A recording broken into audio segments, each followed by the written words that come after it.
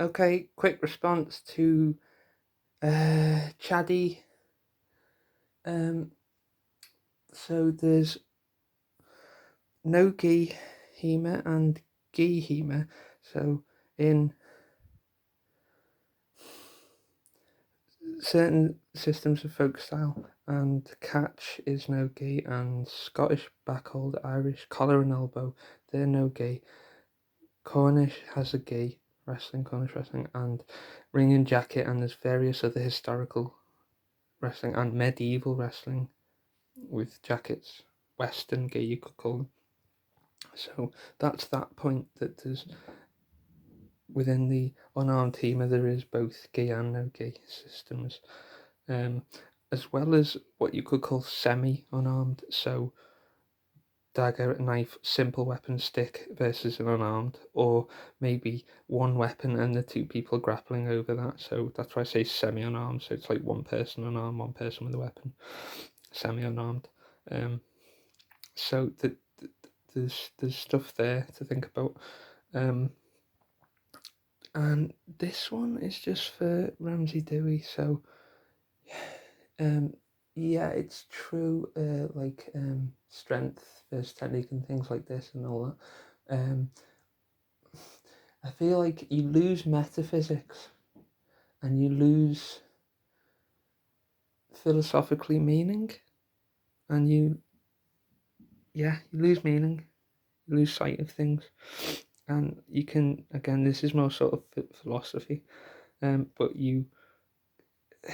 I mean, you could say humans are obsolete because of robots or robot soldiers. So with the physicalist, materialist extremism, you end up losing sight of things, I think. And again, there's a middle ground, and yes, there's a strength and power plays a certain role, etc. And for some people, Western weight training, although some people prefer body weight, and I don't think there's anything wrong with that. But you've got to. It's just like when the TMA takes it too extreme to the technique side and ends up getting lazy and getting unrealistic. I think it's the reverse extreme, but it's equally unhealthy. The sort of radicalist material physicalism, because you have to qualify what is reality and things like that. And again, robot soldiers making humans obsolete, and then you also things like a ring,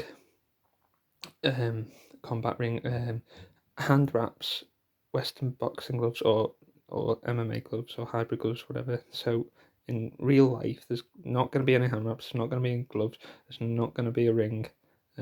Again, yes, TMA people bring this up maybe because they're trying to be awkward or argumentative or whatever. But actually, there is something in that in real life you aren't going to wear Western boxing gloves or hand wraps or have a combat ring or mats, floor mats, or a rep, or or a weight class. You're not going to go, well, hang on, are you my weight class now? Or don't attack me then. It's like, it doesn't work that way. So, the same with numbers. It's not necessarily going to be 1-to-1. It might be, so you just, again, yes, the traditionalists bring it up to sort of be, awkward or to be argumentative, but actually there is something to that. Again,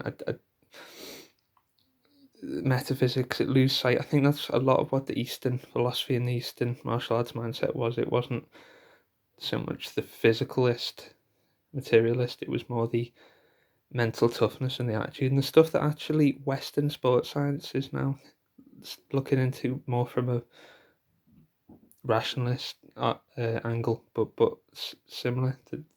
Again, in the West they call it mental toughness, but it's what you would call the Zen mindset, or so this resolve and this really strong mental toughness. So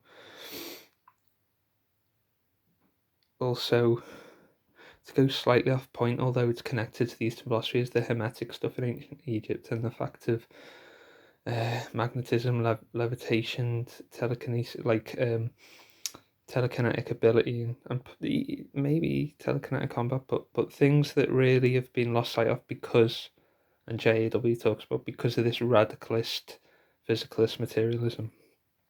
So,